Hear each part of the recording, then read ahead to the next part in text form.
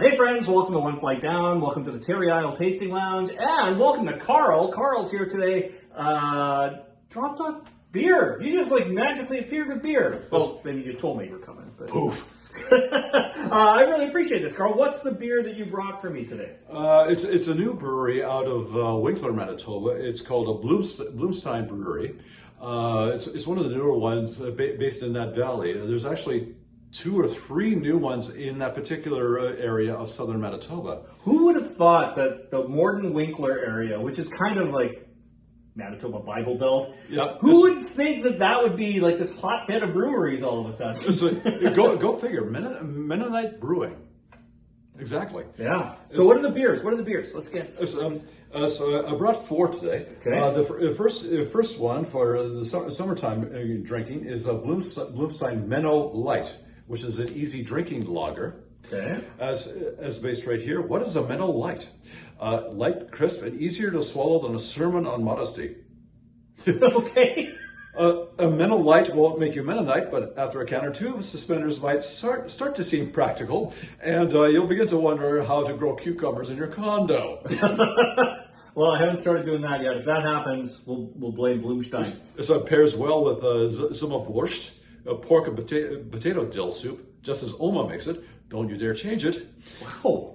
Yeah. Oh, that's quite a pairing note. Okay. Yeah. All right. So for those of you who like Mennonite food and maybe Ukrainian food, that would actually sound quite nice. Yeah, I do like more. So number 2 right here is called Bromtop Brun, which is a honey brown lager. Oh, nice. Yeah.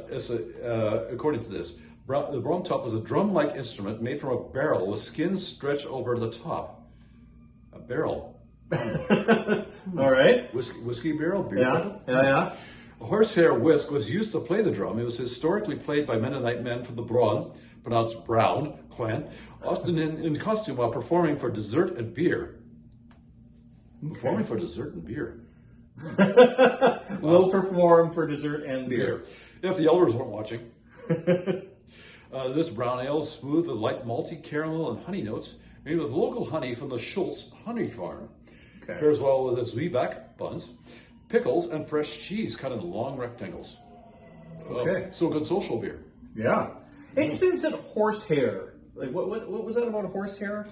It's a horsehair whisk. It's if you know drummers when they're doing a jazz, like a small just sort of a soft beat sort of thing. Okay. Sort of like there's a brushing it on the snare drums. Okay. Because I'm pretty sure I've heard horsehair in a tasting note once. It's like, or no, it's horse blanket. It was horse blanket, which is just as weird. But I have heard that in a tasting note once. So horse blanket beer. It was like a funky farmhouse saison kind of a beer.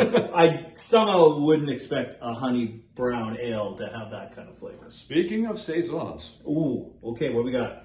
So the next one up, next one from Blumstein is Frischstoff Besitzung, a session IPA, which I've tried before, and it's a nice intro IPA. Nothing says Frischstoff Besitzung, a social. I'm gonna have a hard time pronouncing these when I do these videos. I know I'm not German. Swedish was sort of. Frischstoff Sitzung, a social hangout session with relatives and friends. So sort of hang out, like sharing some easy drinking IPAs. A crushable one. Yeah. With the cousins between harvest loads while Uncle Jacob isn't looking. We got a whole cast of characters on these. Uncle Jacob. Yeah, he's the one we don't talk about. Some mild maltiness and grassy stone fruit hop flavors make the session IPA something you want to keep going back to, even against Tante Martha's wishes. I'm guessing Uncle and Tante, Uncle and Aunt. I guess. So I have had this before. Okay. Really drinkable. Okay. Pairs well with a game of a Nipsbrat. Crokinole. Okay. Crokinole. Nice. So I really like session IPAs. When I was overseas recently, I noticed they're really big there right now. Yes. So definitely. I don't know, big fan of that style of beer at the moment. Okay. So now the one which we'll be reviewing today is Blumstein's Beren Pflucker. Beren Pflucker. A Saskatoon Pale Ale. That sounds fantastic. For those of you who are outside of Canada, Saskatoon berries are very similar to blueberries. Yeah. And really just found in this part of the world, given the name, right? It's Saskatchewan and Manitoba. It's in reading this. Every Mennonite village needs a few helpful Beren Pfluckers. So what did you call me? It's a berry picker. Berry pickers. Look at that. It's in late June. When the Saskatoon berries are ripe, it's all Pfluckers on deck. Just leave it there. Enjoy the taste of a Manitoba berry harvest in a Saskatoon Pale Ale, brewed with laurel hops and loads of hand-picked Saskatoon wild berries. This sounds amazing. So it pairs well with Flummerwurst, farmer sausage. Oh, there we go. Oh. Pierogies and schmont fat, cream gravy, especially at a potluck. Wow. Ooh. Yeah. Wow. I'm also really hungry now. Yeah, definitely. Oh my God, that sounds so good. Yeah, because I love Saskatoon so much. I had to get this as my first beer from Blumstein. Yeah. And so, you've tried this one before too? You said, right? I have, yes. Yeah. Okay. So in which case, I'll leave you to the reviews. All right. We want to shaklook this. Let's shaklook this. Do it. Well timed. Oh, it smells good. Is that a double shaklook? do you actually have this? Do I have the technology? You'll just have to wait and see when this airs. Oh damn! I'm not a good pourer as you are. I'm not so great either. Look at it. It's a real knobhead pour on this. That's, look at that though. Look at that. That's a nice weedy look to it. Kind of looks like a wheat beer. It's cloudy. I can't see your face with this. No, I can't. No, I can't even see. I can only see like a shadow of my fingers if I do that. So, yeah, you'd have to press your face right up against here for me to look. I don't want to. No. Yes, we do not want that. No, but we got like a nice upside down snowfall going on in this.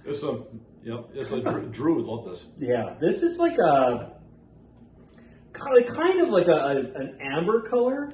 Yeah. Which I wasn't necessarily expecting. I don't know what I was expecting. Well, Saskatoons are more like blueberries, so there's going to be that slight. There's a darker hue. Yeah. And it's like the darker side of amber, I would say. Yeah, exactly. Yeah, it's really nice. The head on it is thankfully dissipating a little bit. Yeah, it's not on mine because I'm a tool. So.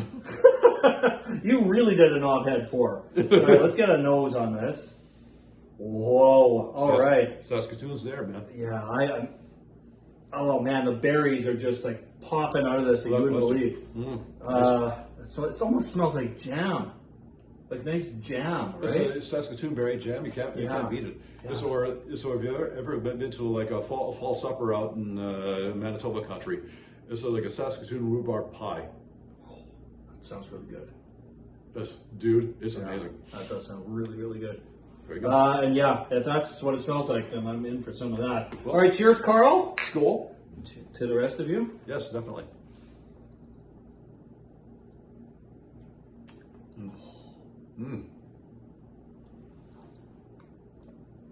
Man, that's nice. Damn. Kind of lighter, medium body. Yep. Almost a touch of a creaminess to it, which I wasn't expecting. Yeah, Blumstein also has a cream ale, which is basically cacti, I think. Okay. Yeah, I had that one. Not as good as some of the others, but yeah. I really like this. There's a lot of berry flavor in this, but not overly, where it obscures the hop flavor. Yeah, like it still tastes like a beer.